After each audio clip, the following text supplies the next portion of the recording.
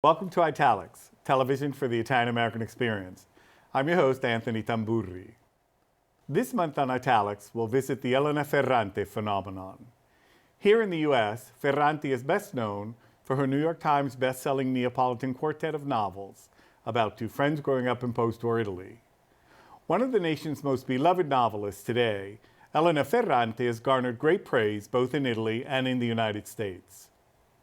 To discuss this nonpareil cultural event with us are Giancarlo Lombardi, professor and executive director of the Department of Comparative Literature at the Graduate Center of the City University of New York, and Rebecca Falkoff, professor of Italian at New York University.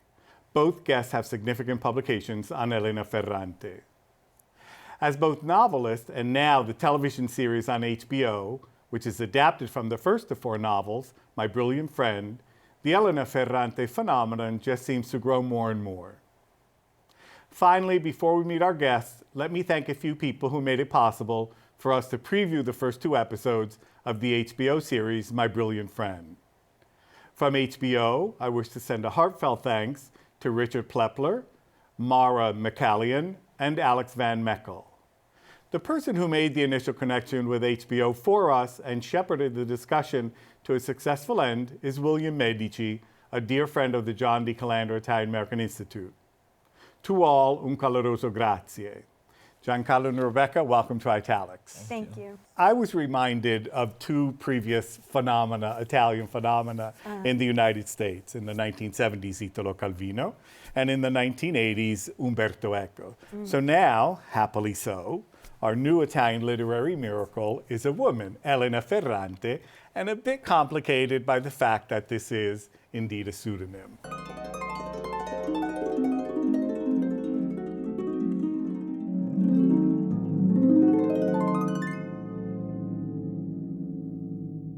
So what do we make of all of this? It's interesting. I mean, to me, the question of who is the real writer has never been an issue. Right.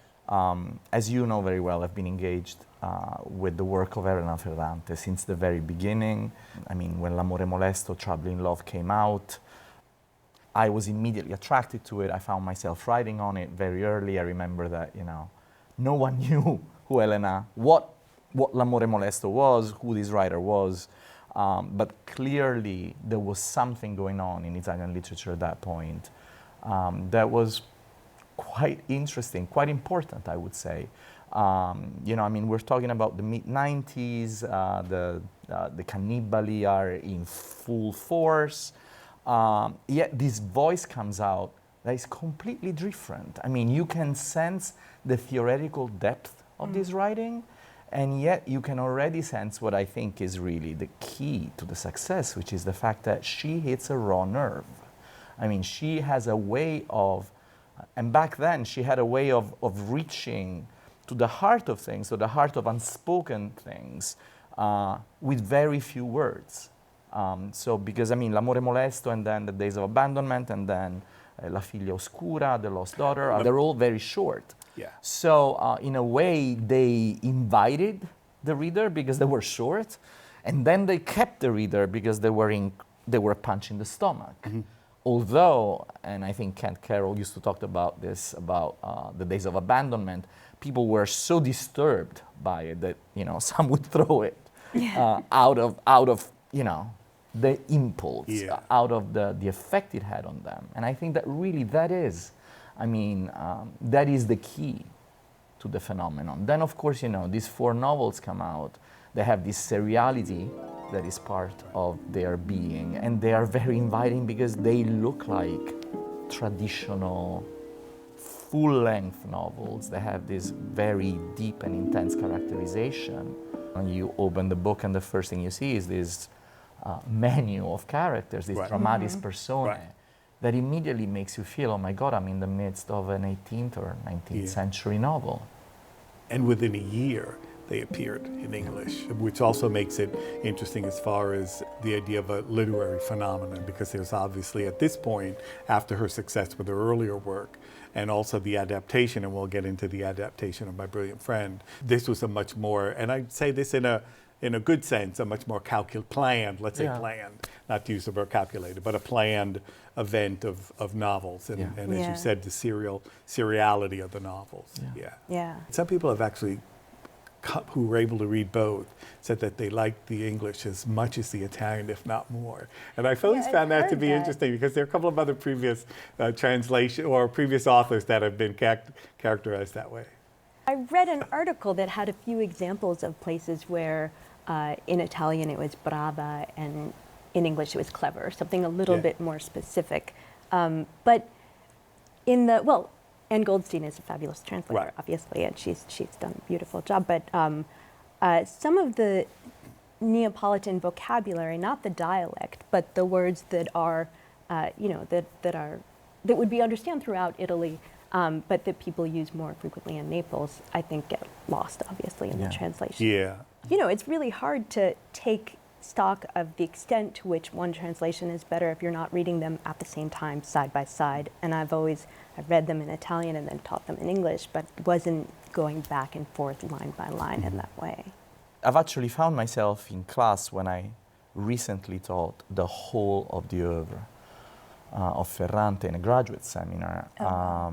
We actually had some students who read it in English because they didn't read Italian.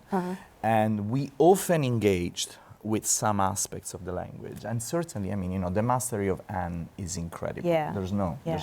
doubt. What I find I find it funny, and I think this is really where the absence of Elena Ferrante comes in, is that if you Google Elena Ferrante, the picture of Anne shows Is Anne, up. yeah. Anne has already oftentimes been asked. She's asked to autograph the Right, books. right. She goes to a lot of events, but she's always so respectful also of the author. Yeah. And I think that she has done an immense work in, And- in letting the world read And Ferrante. making translation visible Yeah. as an art. Yeah. So that's, it's not just this amazing new Italian author. It's Yeah. the whole phenomenon of books in translation. Right. As you said, she's a fabulous translator. She's also been doing this for a long time, translating Italian for a Yeah. long time. So this is not her first Italian Right. gig. Right. Right. She's been But around. let me Yeah. tell you one thing about Ferrante in translation. This is not about the US.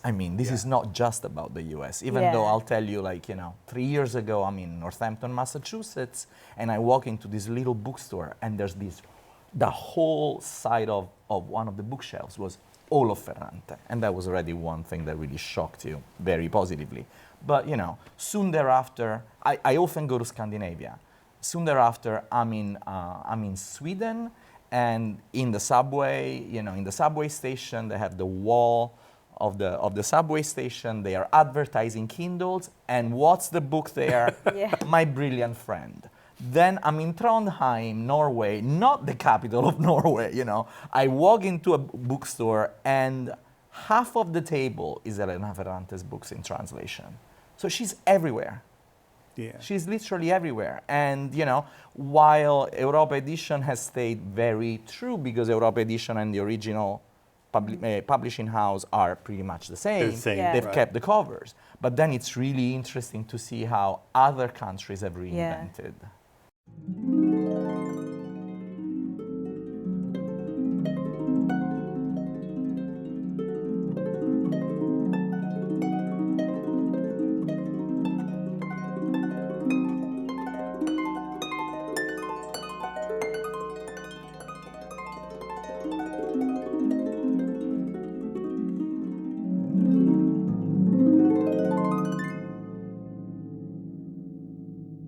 It's really incredible. What this does to the visibility of Italian literature is Yeah. Yeah. really Yeah. Right.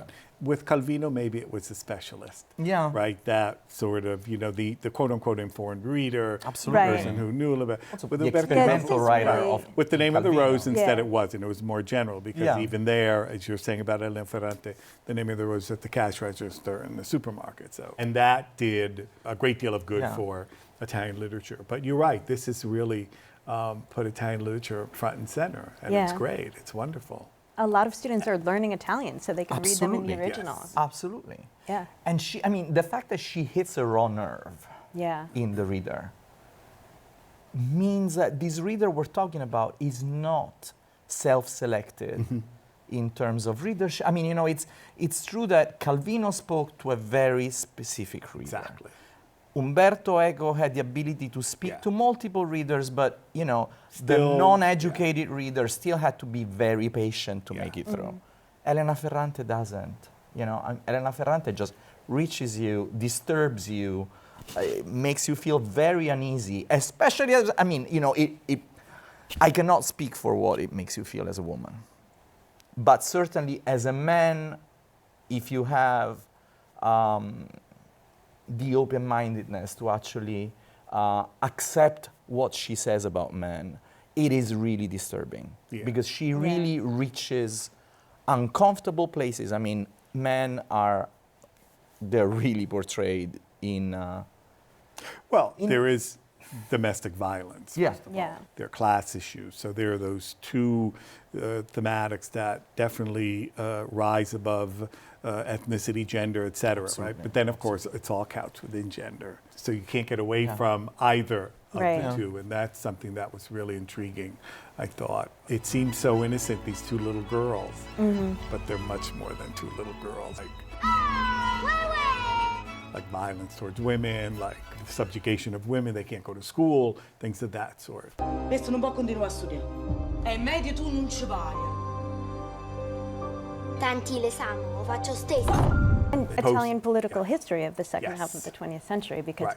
every character lines up with a political party Right. in really representative ways. Yeah. And later So on, it's of course, there's the 70s and the 80s we Yeah. can look at, which has been a theme in Italian literature / cinema of the last 15, 20 years, a revisitation of some of that, whether it's, you know, Yeah. Tullio Giordano's Yeah. La meglio gioventù. Yeah. But Ferrante does it better. Ferrante uses history as a backdrop that informs the lives of these characters, touches the lives of these characters, but not as directly as history touches the life of the characters of The Best of Youth, or I'm thinking the history of the Holocaust touched the lives of the protagonists of the series Holocaust in 1978, the one with James Woods and Meryl Streep. What has he done? Why are you taking him? Routine questioning. No. What is his crime? What has he done? Where, you know, the big critique by Elie Wiesel on the New York Times was, how can it be that every single negative, dramatic aspect of the history of the Holocaust touches this family? And that was the same critique that was made of The Best of Youth. I mean, in The Best of Youth, everything happens Right. to that one family. But I mean, I think but here everything happens but in a with similar much way. more respect, with much more verisimilitude in a way. It doesn't feel like she's using these characters as pawns in order to perform the political history, but it touches them. She also has many more characters. Yeah, that's So and the emotional weight is there to kind of sustain it. Sono proprio contenta di vederti, Lena. Anche io.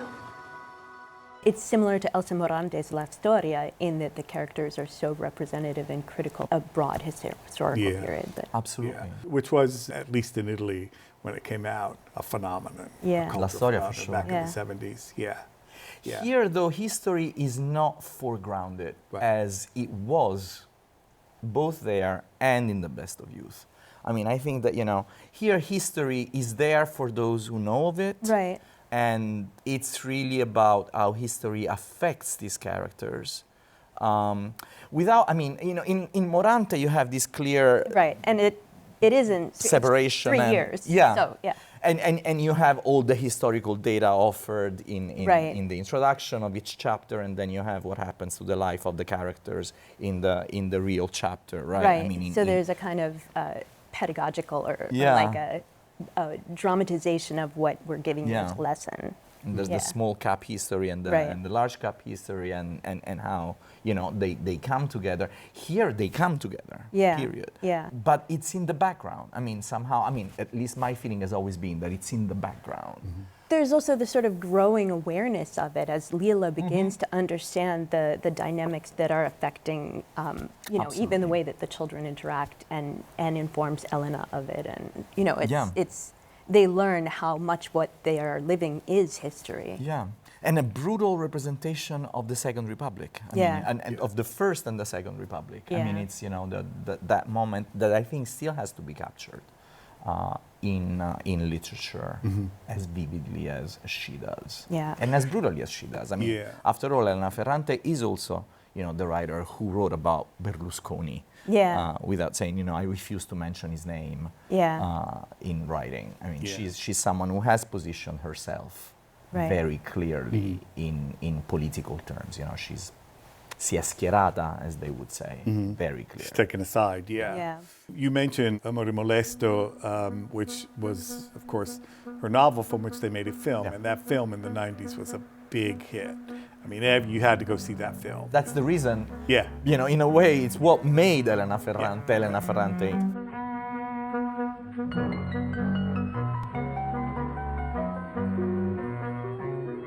And so now we have at least the first of these 4 novels coming to the small screen. Yeah. So what did you think? The two of you who have been picking at this Yeah. text, this written text. So what did you think of the visual rendition? I loved it, Yeah. and I thought it was.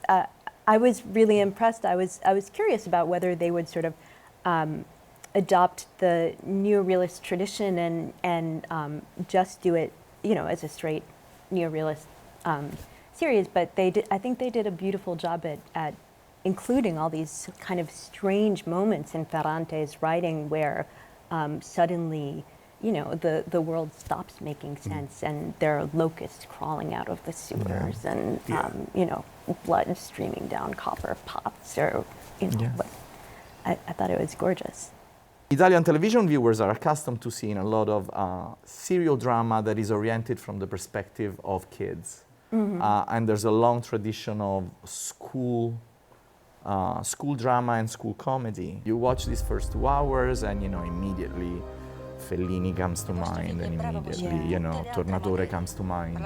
But you sense right away that you're in a very different place. You're in a much, much, much darker place. Yeah. Rino, ma basta!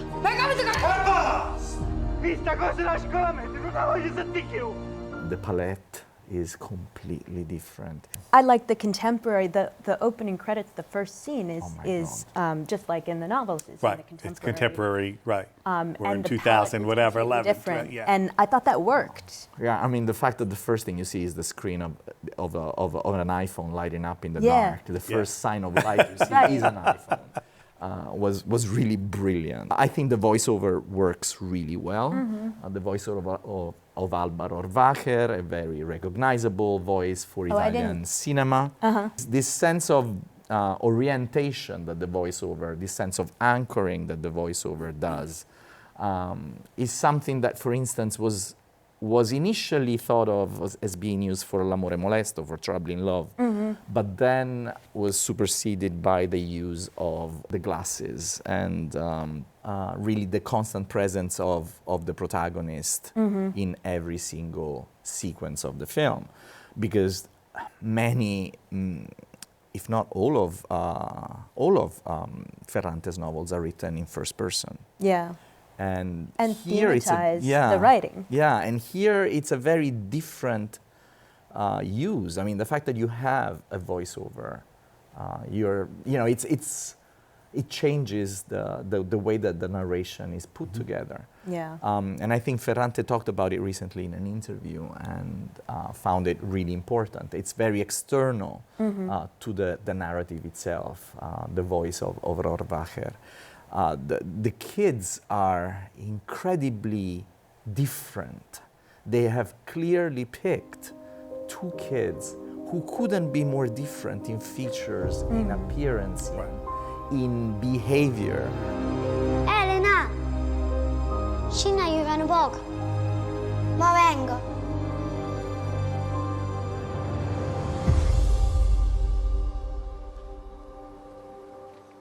Crei non te ne importa.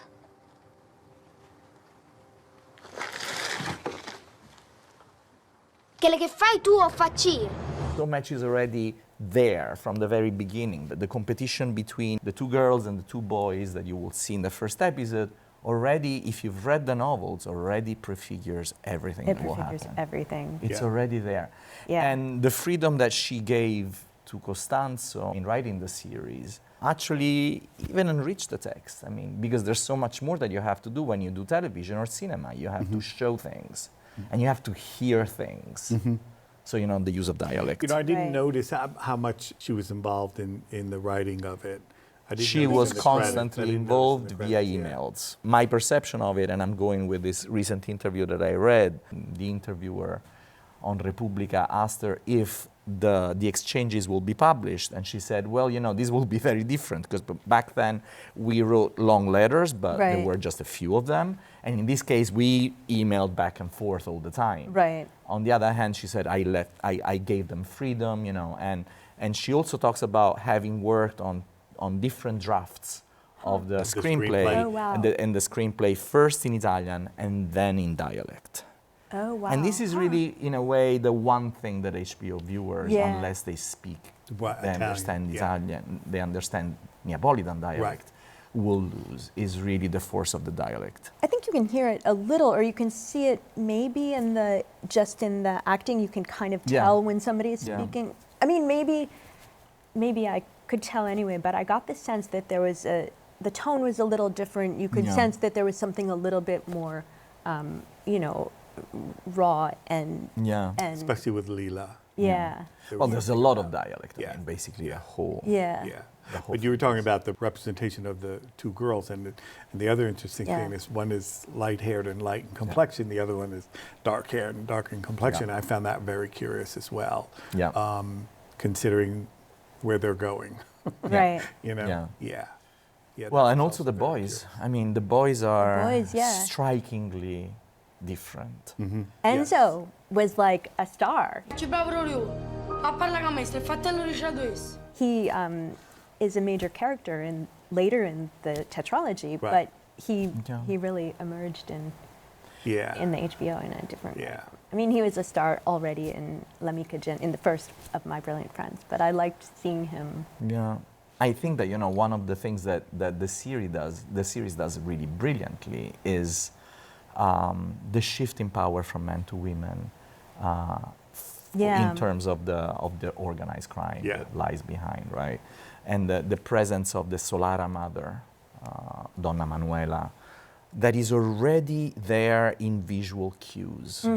We can see her gazing. We can see her already dominating the scene from the back. Right. And it's really the visual cues that she exchanges even with the little kids. Right. And we're not going to give away, but in the final line of the second episode already tells you everything, where it's going, and you know, and it's this shift in power from Don Achille Right. to the Solaras. I thought that was much more clear in, Yeah. in the HBO than I remember in the Then- novels. It's much yeah. more feminist in a way. It's like, Yeah. you know, it's a woman. Right. It's this centering of power in women.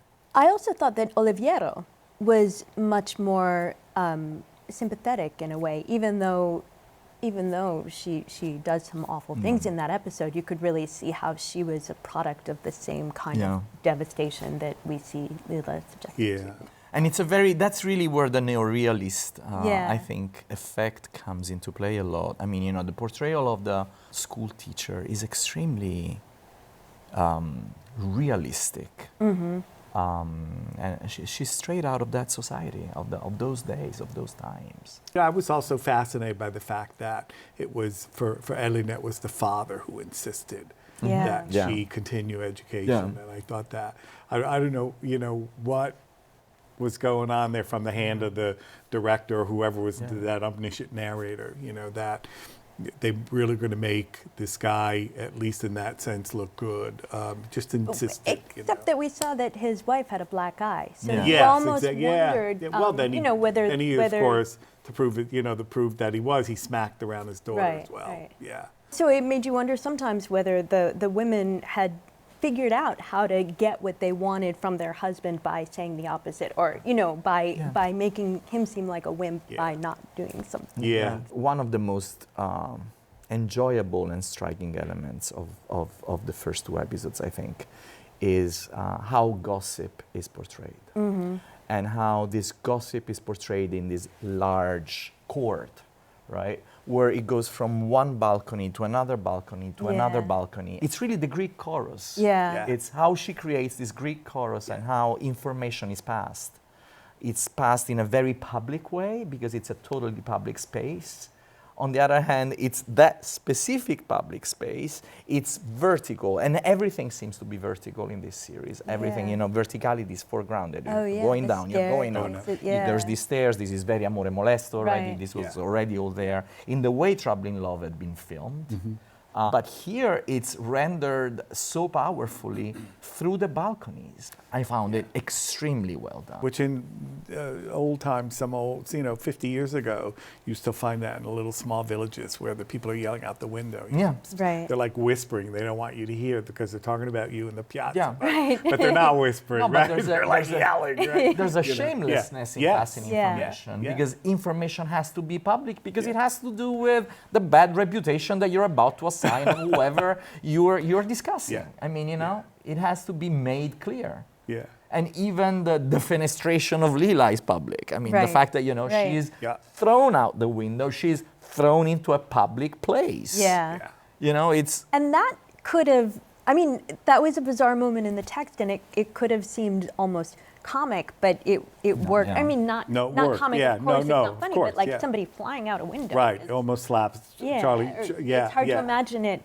happening in a way that, I don't know. And if I recall correctly, we see it from the perspective of the square. Yeah. We do. So we see so in a way, we are not partaking of the violence because we don't see the action. We hear it first. We just hear it, and then we see the final results, and we immediately hear, I'm okay. Yeah.